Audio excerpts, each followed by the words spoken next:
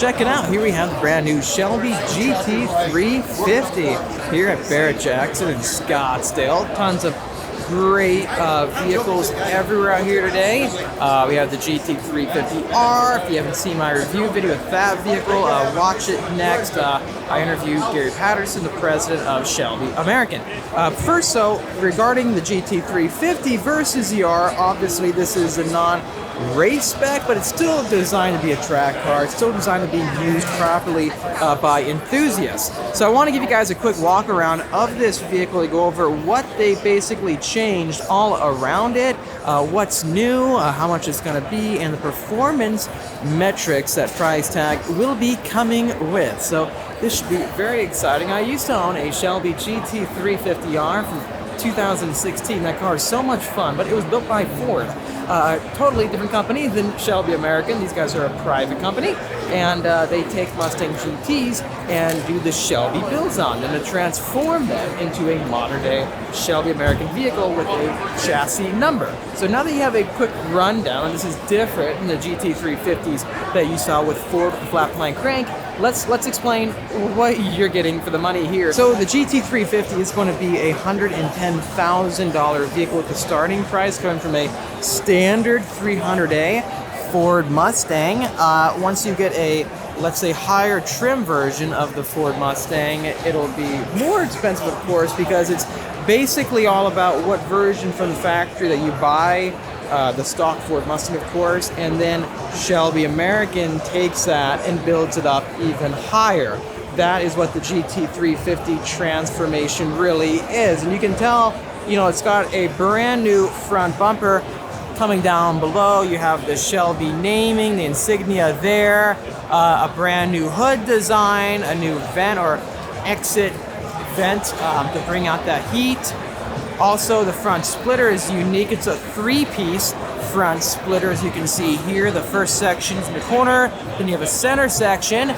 Shelby American came out with this design language a few years back. We have this bar that kind of shoots up with the honeycombs everywhere, and then you have the intakes for the side radiators on either side.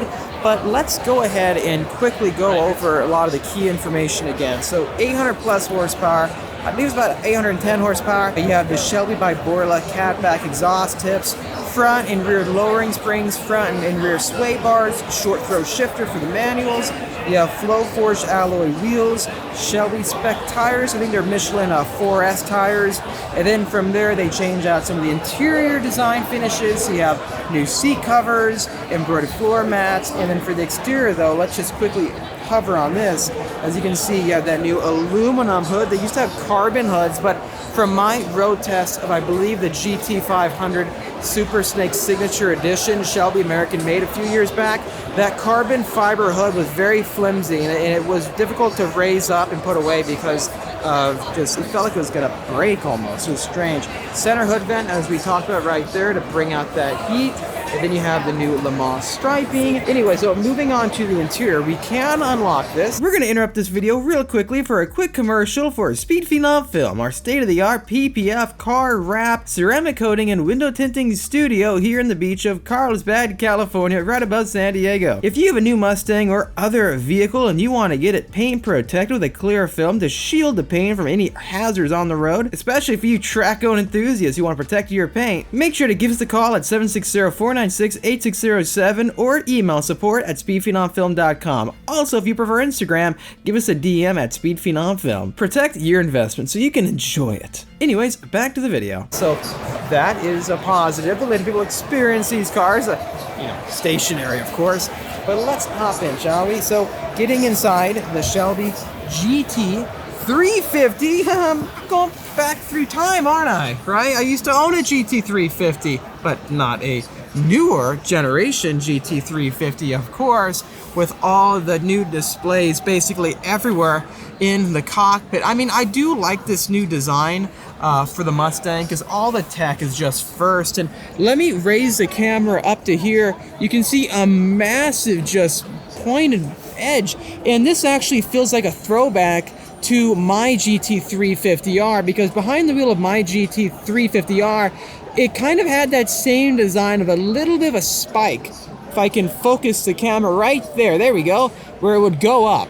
And it was nowhere near as pronounced as it is with this vehicle right here, but it gives you a good idea of how Shelby is kind of taking that design heritage and the legacy of what we've seen in the past, and they're trying to bring it forward in time. Elsewhere throughout the interior, this is the automatic, of course, the 10-speed, and you cannot get the GT350R right there with that 10-speed automatic. To the right, you can see the new Shelby. I think it's cat skin. Usually it's cat skin leather. These are new seat covers that they put in for the GT350. Out back, you kind of have more of that snake skin effect with the center of the seat covers. Then if we zoom all the way in right here, you can see how you have that CSM build number. This one is number 4, so 4P means prototype. That is pretty cool how they're still doing the CSM numbers, and I wish more brands did that because it makes these cars come off more special because you know exactly what build you have. It's like, I forgot, I think I had chassis 429 or something with my GT350. I forgot the chassis number of my GT350R. That's crazy. I gotta look back in time. Elsewhere at the interior, it's just like a standard Ford Mustang, but you have that 800 plus horsepower. Coming down, you do have that vertical badge. It's like a rectangle, similar to the Ford Mustang GT350 from 2015 to 2020. And this seems a bit wider though, and the snake seems more retro. Is that the key word I should use? I don't know.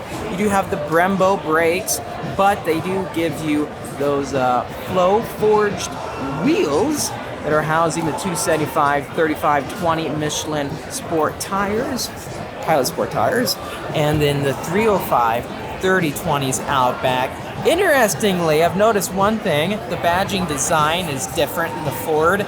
It's a thick font without the hollowed out numbers, but also the GT350R from Ford actually had 315s.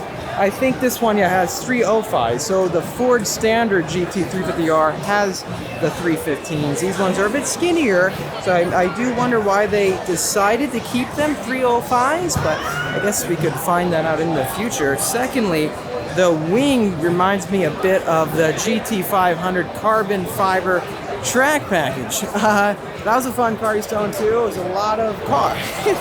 760 horsepower, that's less than this of course, and you kind of get that raised effect. But with this wing itself, I'm trying to look, I don't know if it is adjustable like the Ford wing. Does it look, yeah, it might be adjustable because I can see a slot here, maybe you can push it up.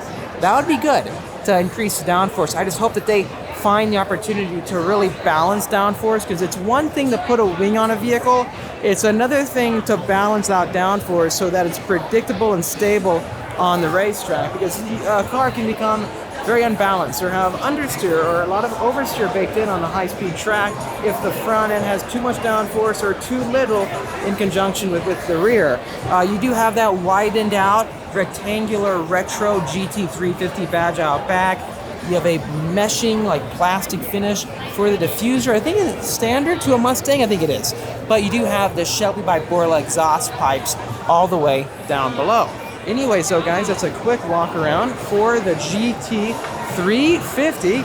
Let me know your thoughts in the comment section down below, and look forward to seeing your thoughts. If you enjoyed this video, hit the like button to help me out, and subscribe. Much more great content coming out your way. And while you do that notification bell, it's sure to get all the new videos the second I post them. I'll see you in the next episode.